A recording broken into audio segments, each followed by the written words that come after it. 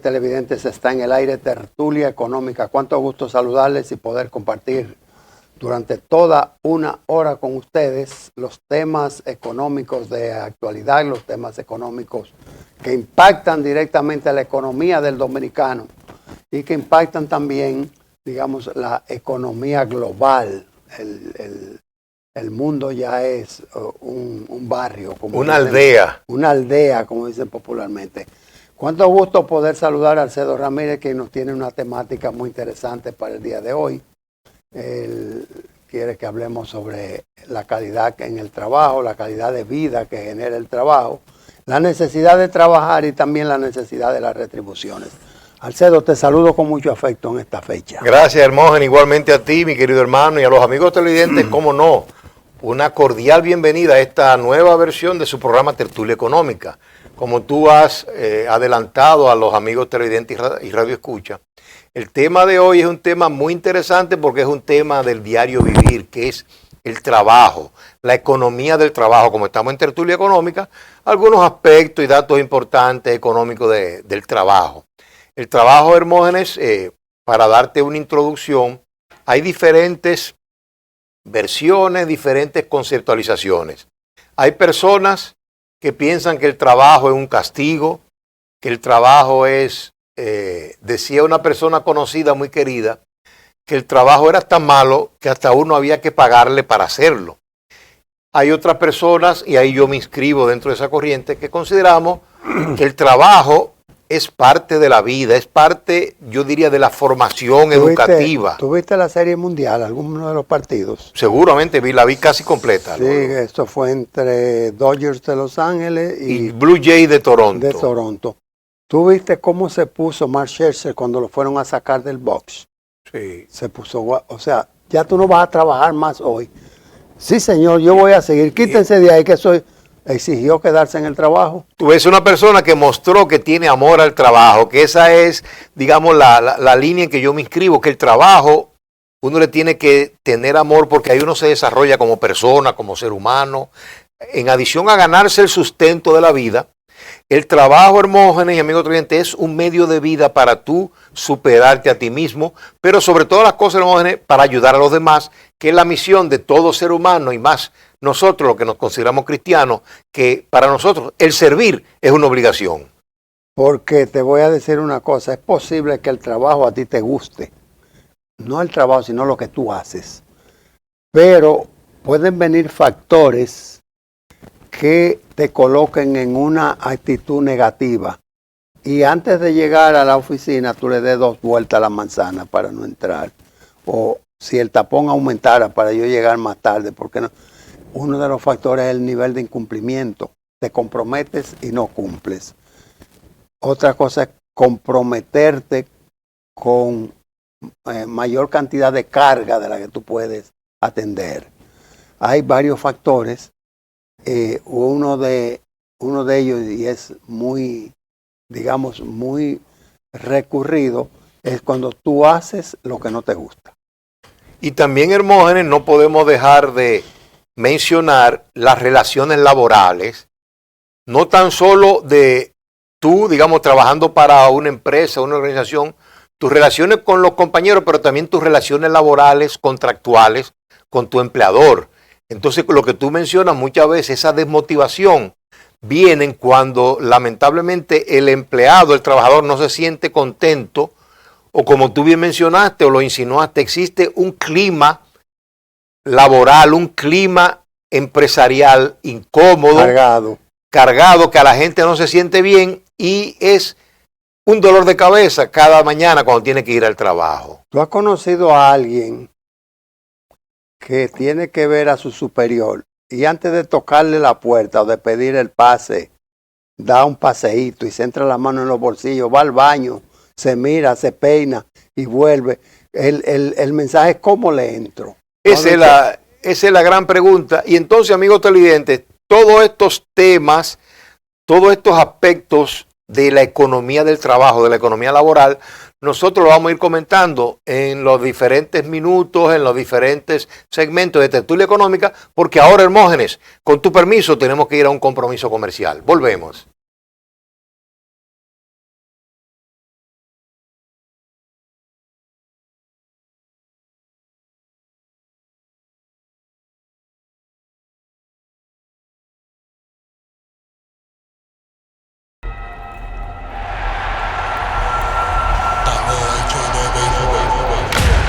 Bienvenidos a una batalla de fanáticos, porque los que estamos hechos de béisbol, hacemos todo para que nuestro equipo gane. Esta camisa huele a victoria y honor. Desde la final del 16 le guardo su valor con ella puesta. La pizarra explotó y esa bola mi hermana nunca picó. En el séptimo saco como el perro no estamos de una 24 coronas y no hay quien lo discuta. Y en la grada todo el mundo lo sabe que somos el décimo y me disputa. Hecho de béisbol más reserva, hecho de béisbol más reserva. El que cree también anotó, pegó un batazo y ya la mandó. Desde el Cibao con swing, no me cambio de equipo ni de media tampoco. Cada vez que me la pongo el estadio se vuelve loco. Llego al play como un gigante en mi montura.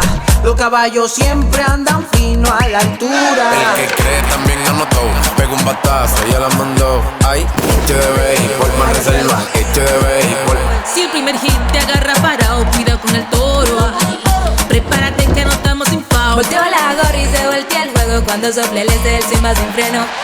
Hecho de béisbol más reserva, hecho de béisbol más reserva. El que cree también anotó, pegó un batazo y ya la mandó.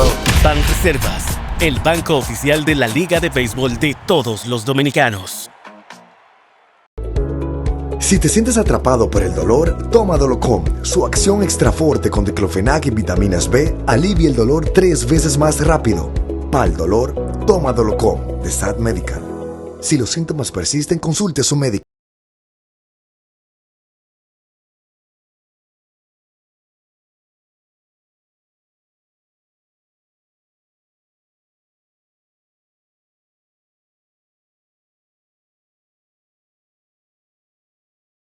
Programa Tertulia Económica de esta semana. Aquí conversando con el hermano Hermógenes Casado sobre un tema que es de gran importancia porque es parte de nuestra vida, que es la economía del trabajo, la economía laboral. Hermógenes, yo no sé si tú te recuerdas, aquí había un famoso merenguero, Joséito Mateo, que... De tu generación. Exacto, que puso a sonar de manera continua un famoso merengue titulado El Negrito en el Batey, donde él decía que el negrito en el batey, él decía que el trabajo era una maldición y era un castigo que le había enviado Dios a la humanidad. Entonces hay personas, lamentablemente, como tú bien insinuaste en la introducción, hay personas que ven el trabajo como un castigo, como un problema, como una dificultad diaria que deben superar. Entonces, vamos a comentar los primeros minutos cómo tú crees, cuán ampliada tú crees que eso está aquí en República Dominicana y cuáles son aspectos, políticas, medidas que se pueden tomar para aligerar, para mejorar un poquito esa actitud hacia el trabajo. Sí, el merengue, ¿cómo es que se llama?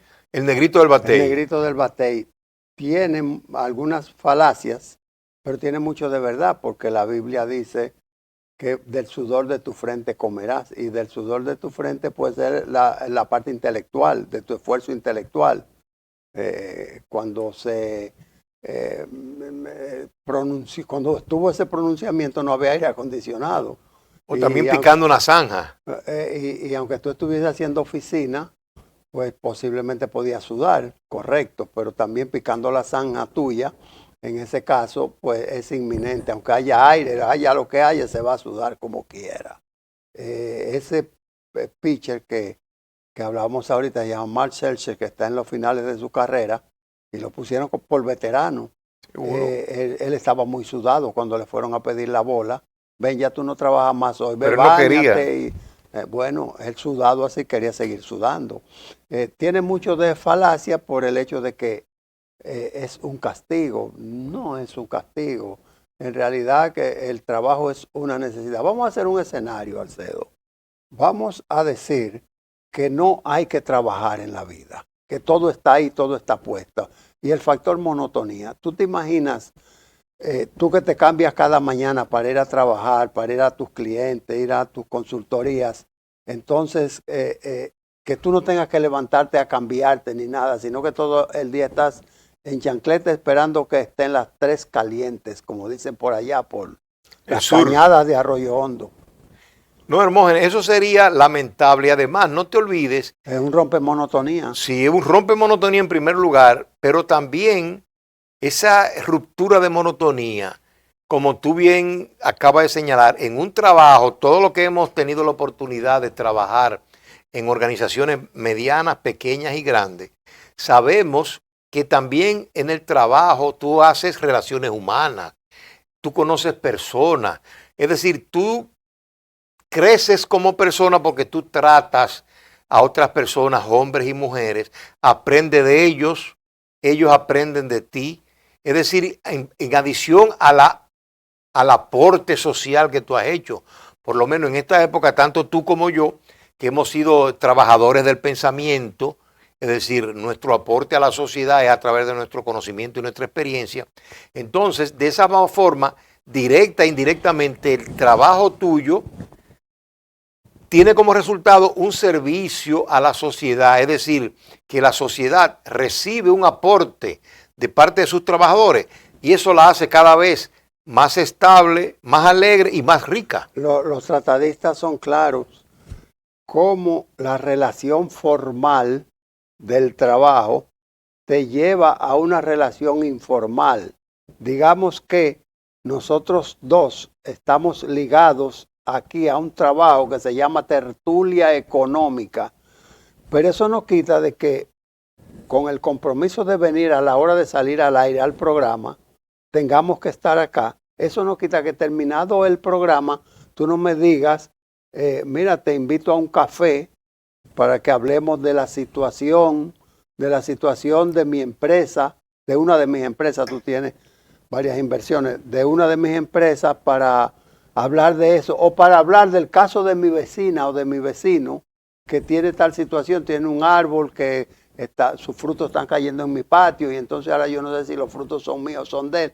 Y creamos una relación y entonces yo te digo, ¿y por qué no vamos en pareja? Invitamos las muchachas y tú llevas a tu señora, yo llevo a mi esposa y entonces ya ahí viene la interacción. Ahora, a la inversa es un poco difícil, de la relación informal a la formal. Tú y yo nos conocimos en un play, estábamos los dos empujando al mismo equipo y nos conocimos ahí, teníamos un ambiente festivo y yo te pregunté qué tú hacías, tú me dices, yo hago televisión y, pero mira, vámonos, y entonces ya hay esa relación informal, formalizarla da un poco de dificultad, pero relación formal informal al fin. Exacto. Lo importante, como tú bien has señalado, Hermógenes, es que a través de romper la rutina de no hacer nada, quedarte en tu casa, tú vas al trabajo todos los días, que esa puede ser una rutina en el sentido que tú tienes que ir cada día, pero usualmente en el trabajo tú ves personas diferentes, clientes diferentes, atiendes asignaciones diferentes de trabajo y sobre todas las cosas, Hermógenes, un profesional como tú y como yo, vemos en el trabajo, y ese podríamos decir una escuela ya práctica para todos los profesionales, el ejercicio de la profesión recién graduado. Hay muchas cosas que tú lo conoces solo teóricamente, no en la práctica. Entonces tú tienes que, la organización, el empleo, el trabajo te da la posibilidad de tú crecer profesionalmente.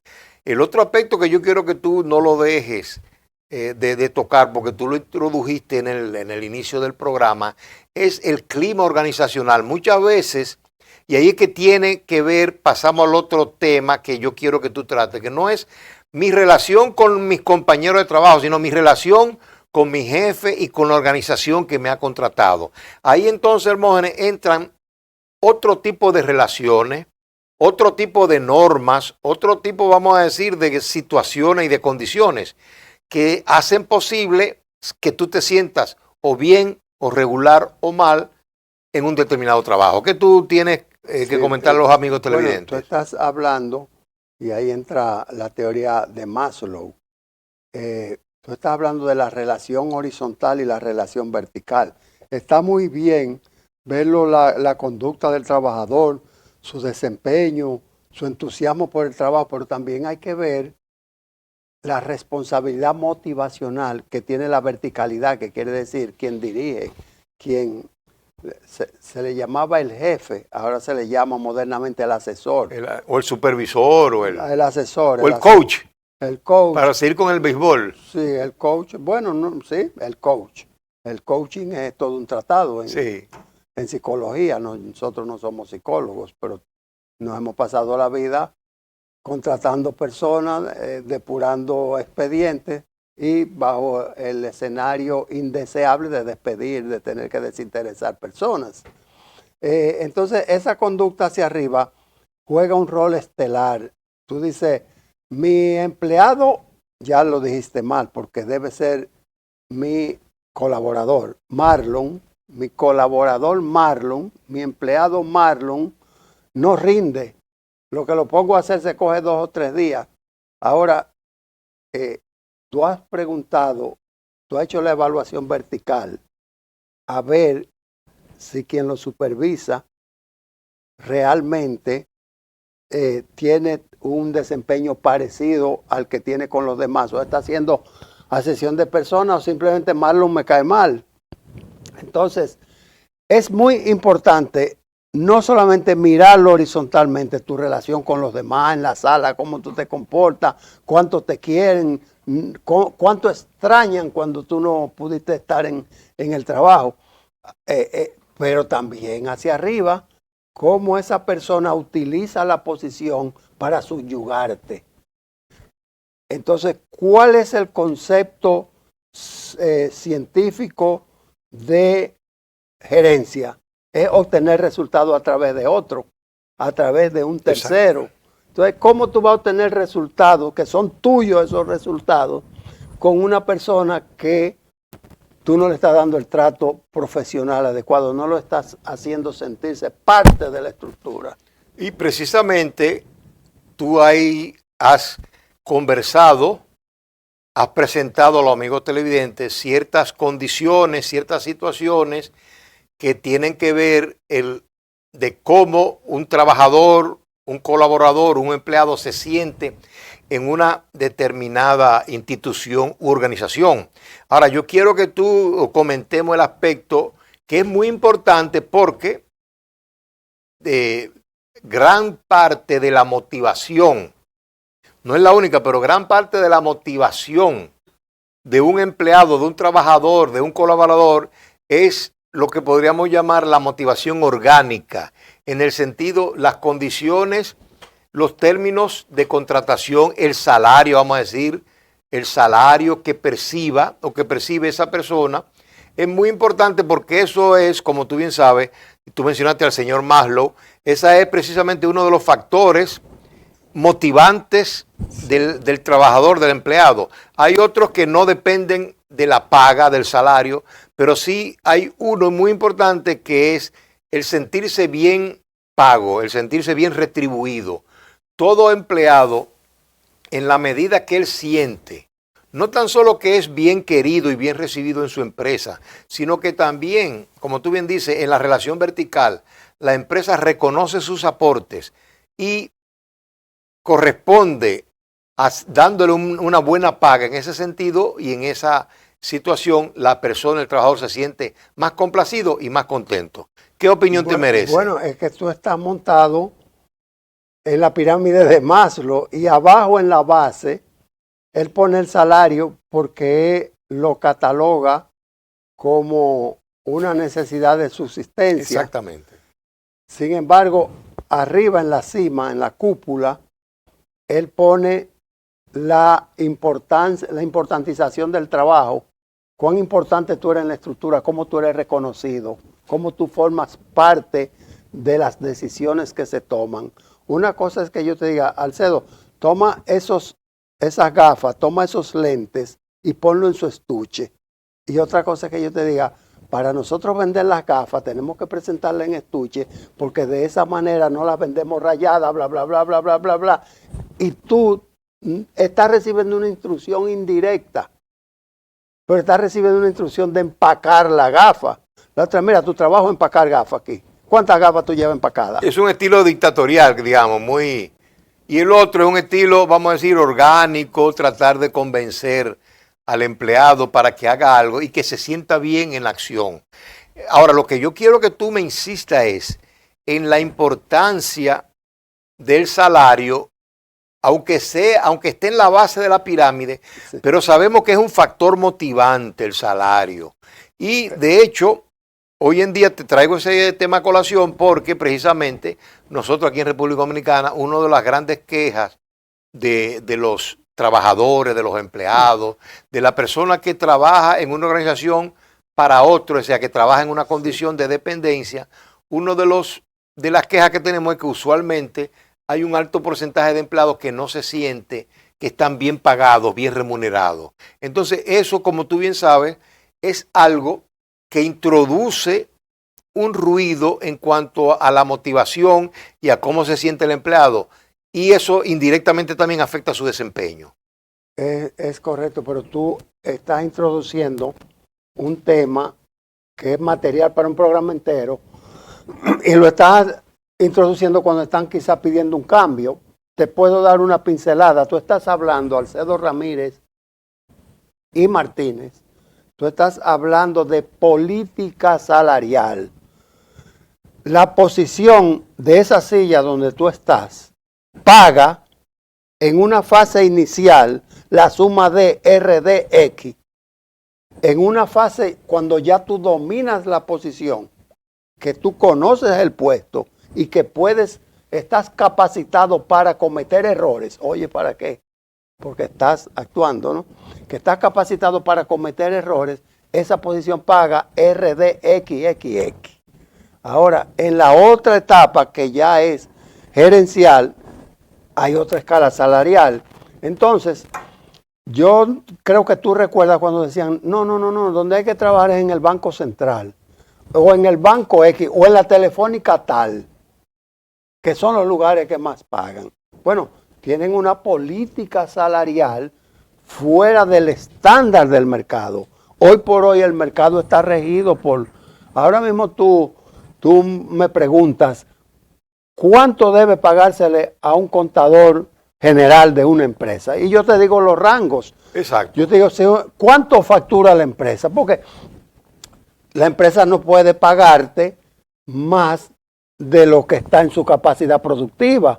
Tú no puedes representar un costo marginal para la empresa, tú tienes que ser un valor agregado. Entonces hay muchos factores.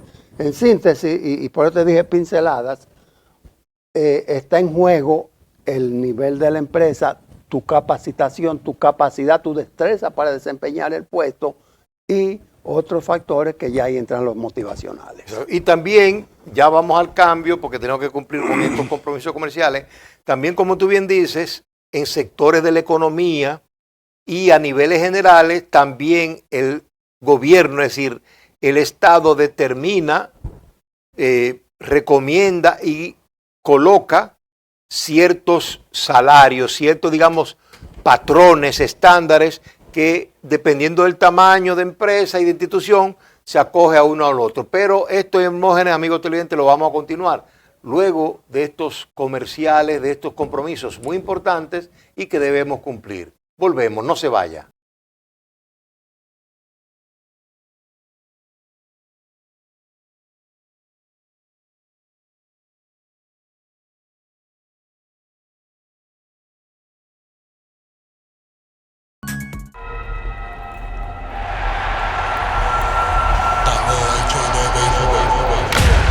Bienvenidos a una batalla de fanáticos, porque los que estamos hechos de béisbol, hacemos todo para que nuestro equipo gane.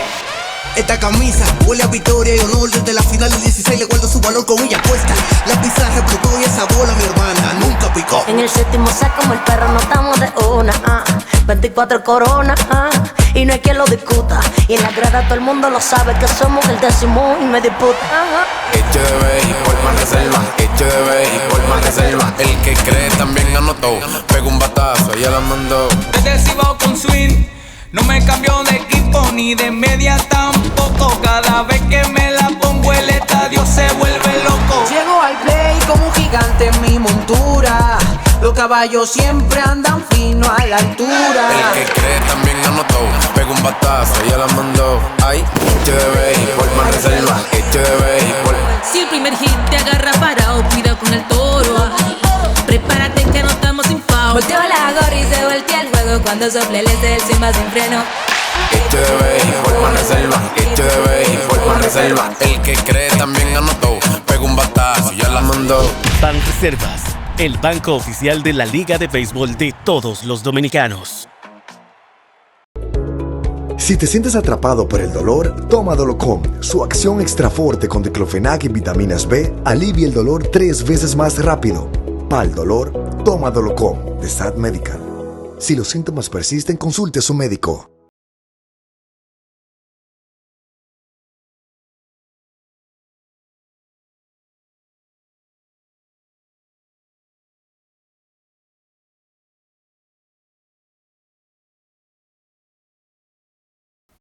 De vuelta con Tertulia Económica, conversando en el tema del trabajo, el tema de la economía laboral, de la economía del trabajo con el hermano y amigo Hermógenes Casado.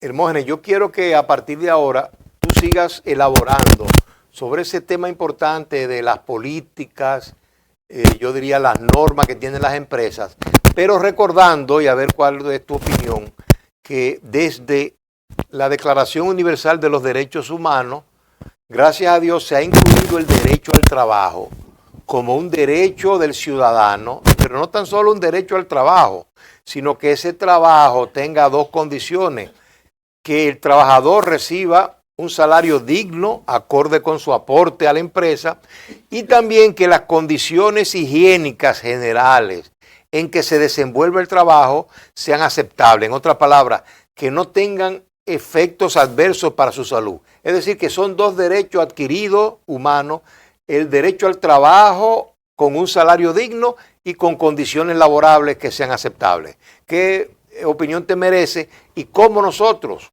nos situamos o nos ranqueamos aquí en República Dominicana?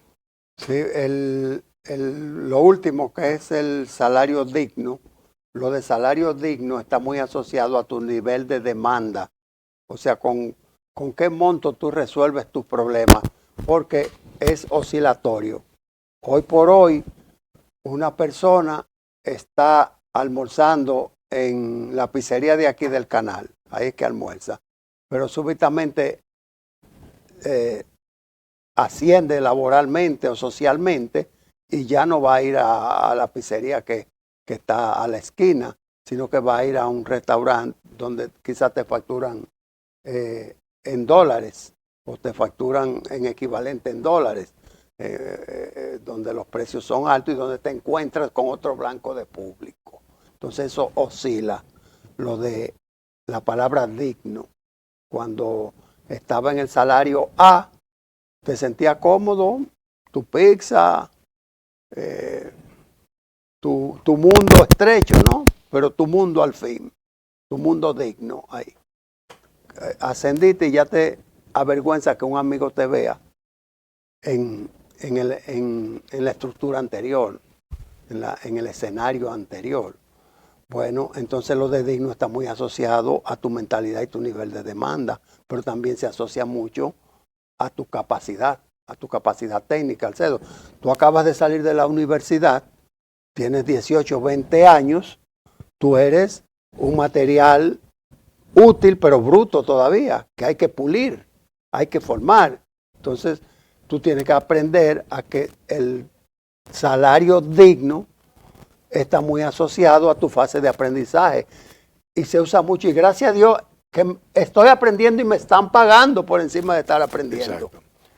Y sí, y lo otro de la... esto es lo del medio. Lo del medio y, digamos, la situación ambiental, medioambiental, que sean aceptables y que no sean en detrimento de la salud de la persona. Sí, hay un término muy sostenido y muy recurrido modernamente, que es la responsabilidad social de la empresa. Sí. La responsabilidad social de la empresa no solamente se extiende a los extras que puede retribuir al entorno, sino que la responsabilidad social de la empresa se refiere a la calidad del medio ambiente donde tú te desarrollas. ¿Cómo es posible que nosotros que estamos haciendo televisión con luces, cámaras, luces, monitores atrás, no haya un aire, por ejemplo? Suponiendo, aquí tenemos aire. No quiero decir nada, pero estoy creando un escenario. Entonces tú dices, bueno, pero me voy a asfixiar acá, y tú comienzas a toser. Y tú Y a comienzas sudar. a sudar y a respirar polvo en medio de una alfombra. Entonces, no es un lugar razonablemente útil o actualizado o moderno o capaz de sostener tu ejercicio profesional. Por el contrario, te dan todas las facilidades. Ahí viene la muchacha con la taza de café, que eso significa mucho. Ahí viene la muchacha con el vaso de agua, una bandejita brillante que se ven las luces y un mantelcito y una azucarita, tú que consumes tu azúcar. En fin, te crean un ambiente ejecutivo en el cual tú te sientes satisfecho, pero también tu salud protegida. Exacto. Entonces, tenemos visto, Hermógenes, que el trabajo, la economía del trabajo involucra relaciones de personas entre sí, con instituciones, con supervisores o personas que son nuestros compañeros de trabajo, pero que su labor está por encima de nosotros en el sentido de que tienen que supervisar el rendimiento nuestro, el cumplimiento de los horarios, de las metas de trabajo. Y todo eso dentro de un ambiente que sea saludable y que propicie que los empleados, los trabajadores se sientan bien. Ahora, las cosas, Hermógenes, no siempre se dan como uno piensa. Recuérdate que decía un gran economista que solo en la vida hay dos cosas seguras: la muerte y los impuestos. Entonces, ¿qué quiere decir? Una vez tú vas escalando en tu trabajo, tú vas obteniendo mayores salarios y es posible que al inicio tú estés en un nivel casi que prácticamente no pagues nada de impuestos. Pero luego tú vas escalando y entonces llega un momento que tú tienes un cierto monto que se te deduce para el cálculo del impuesto sobre la renta, pero entonces hay otro monto que tú tienes que pagar impuestos sobre ese ingreso que tú percibes. Ahora bien, como también tenemos inflación en las economías, en una economía abierta, nosotros, la legislación tributaria, fiscal, impositiva, ha contemplado el cómo tú precisamente ese deducible los eleva para reconocer la inflación y para tratar de mantener constante el poder adquisitivo. Hay un problema hoy en día en que hace 7 u 8 años que los gobiernos han decidido, en contra de lo que indica la legislación, el Código Laboral, de que no se haga ese ajuste por esa indexación o ajuste por inflación a el deducible para el cálculo del impuesto sobre la renta a los trabajadores. Eso ha traído, Hermógenes, cierto descontento, como tú dices. Ese es uno de los factores, no en este caso ahora la falta de aire acondicionado, sino la falta de reconocer que a los empleados hay que variarle ese monto deducible de tal manera que ellos puedan percibir esos ingresos extras en lugar de pagar los impuestos y poder comprar más cosas o las mismas cosas, aunque sea a un precio más alto, producto de la inflación. ¿Qué idea te merece esa situación y cuál tú crees? Porque ahora más o menos tenemos el gobierno con una posición, los empleados con otra posición y los organismos, tanto legislativos como los organismos, en este caso el Ministerio de Hacienda y la Dirección General de Impuestos Internos, que tiene cada uno su posición. ¿Cuál tú crees que sería una salida salomónica, una salida que sea justa y que sea beneficiosa para todas las partes? Bueno, acuérdate, Alcedo, y tú lo recuerdas muy bien, que antes de la legislación fiscal actual, que surge en el año 1992, antes de esa estaba una legislación que era para la renta con tratamiento individual personalizado. Entonces, primero, esa exención a que tú te refieres estaba basada en tu situación marital, si tú eres casado o soltero. Entonces, a partir de ahí, a medir la cantidad de dependientes que tú tienes. Entonces tú podías ser soltero sin dependientes y paga full. Podías ser casado con X cantidad de dependientes donde podía incluir los ascendentes, hacia arriba y hacia abajo, los padres y los hijos, a quienes tú estabas manteniendo. Entonces eso te iba dando una media que te decía, bueno, tú pagas impuestos, tú no pagas impuestos. Después de la legislación tributaria actual, no se personaliza, sino que se dice, hay una exención general que equivale a más o menos 35 mil pesos mensuales, que da 417 mil o 16 mil pesos al año. Esa exención es la que está en la palestra bajo discusión. El problema es que lo han politizado. Al politizarlo ya es un debate entre partidos y a ver quién gana. Entonces eso es lo que hace perjudicar el derecho del trabajador que está establecido en la reforma tributaria del año 2012. En el año 2012 se estableció junto a eso la corrección de la tasa del ITEVIS para establecerla en un 16%, la corrección de la tasa de impuestos sobre la renta a sociedades para establecerla en un 25%, y en fin, una serie de medidas como el impuesto a los activos para eliminarlo con una reducción de un 0.25% por año. Ahora es un 1%, entonces en 4 años iría a nivel cero, porque fueron medidas transitorias en un momento en que la economía requería inyecciones adicionales. Esa inyección se transmite, se lee como sacrificio fiscal del contribuyente. Exacto, porque es fondo, ingreso que deja de percibir el gobierno. Si tan pronto los políticos se salgan de esa discusión, ya el ministro de Economía, que no es el director de Impuestos Internos, sino el de Hacienda, de Hacienda y Economía. Exacto. Hacienda y Economía, Magindi ha dicho, ya es tiempo de comenzar a hablar de eso. Ahora, esto lo agrego yo, saquémoslo de los partidos políticos y traigámoslos a los sectores laborales, que es a quien corresponde el tema. No vengan a sacarle partido, beneficio político a un tema que es necesidad nacional. Sí, y ese tema, esa orientación, Hermógenes, tuya, es una, yo diría, muy acertada en el sentido que hemos escuchado otros profesionales, así como tú, de mucho prestigio nacional y de mucho reconocimiento en el medio económico y financiero del país, que han indicado, han hecho esa recomendación, que quiera Dios que estos temas tan importantes para las empresas, para los empleados, para los trabajadores, se le quite todo ese estufo político, toda esa intervención política, porque eso lo que hace es, en la mayoría de los casos, eso lo que hace es complica los temas. Entonces yo pienso que esa es una buena salida, una buena recomendación, en el sentido de que se despolitice el tema. Ahora bien, asumamos, Hermógenes, que ese tema ha sido despolitizado.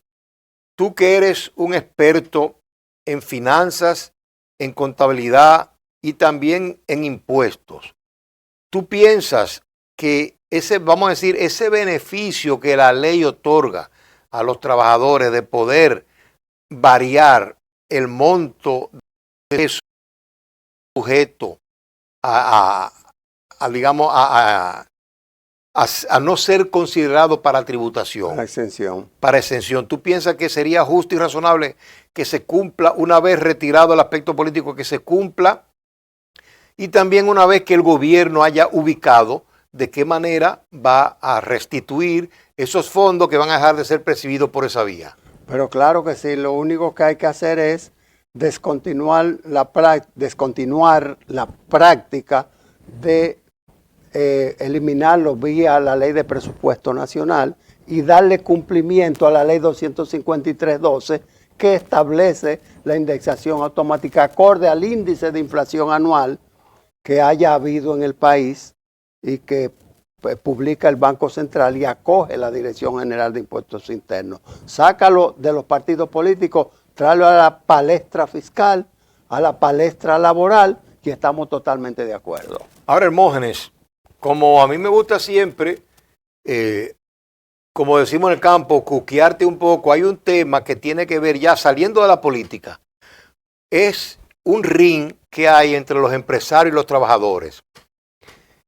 Según los empresarios, de una manera quejumbrosa, dicen recientemente que el gobierno o los gobiernos, para no echarle la culpa a uno solamente, a través del tiempo han hecho muchas reformas legislativas y de leyes, pero lamentablemente el Código Laboral tiene un largo periodo de tiempo y una tras otra intentan hacer una reforma del Código Laboral o de producir un nuevo Código Laboral y lamentablemente no llegan a un acuerdo. ¿Cuál tú crees que es, mi querido hermano Hermógenes, el nudo gordiano que está manteniendo, vamos a decir, a raya el posible acuerdo de un nuevo código, de un código laboral moderno, y no que sigamos trabajando con un código que ya tiene más de 30 años? Te doy 5 minutos para que tú más o menos le expliques a la teleaudiencia y Radio Escucha la problemática. Yo no tengo capacidad para 5 minutos, yo te puedo hablar 2 o 3. La realidad es que nosotros nos manejábamos en República Dominicana, donde estamos, con lo que se llamaba el Código Laboral Trujillo, que era un código que venía de los años 50, creo, 40 y pico. Antes, 40 y tanto, por ahí atrás. Entonces, en el año 92, que lo definimos como el año de los códigos, creo que la ley es 1692, que establece el Código Laboral vigente. Sí, la 1192 es la... Ahí se establece una serie de, no voy a llamarle conquistas, pero de medidas que favorecen al trabajador. Se incluye, y creo que por ahí tú estás pinchando, el auxilio de cesantía. Ese auxilio de cesantía es que por cada cantidad de años trabajados, tú tengas tantos días, y hay una escala, y te la puedo, hay una escala, por tantos años de servicio, tú tengas tantos días de retribución, y oye el término auxilio, y oye el otro término de cesantía, que quiere decir, te estoy dando un auxilio en lo que tú encuentras trabajo. En lo que tú estás cesante. En lo que tú estás cesante, en lo que tú estás desocupado. ¿Qué sucede? Que en el año 1992 no había lo que se llama la seguridad social. No había, exacto. No había plan de pensiones, no había seguridad social. Seguridad social en sentido general. Y es en el año 2001,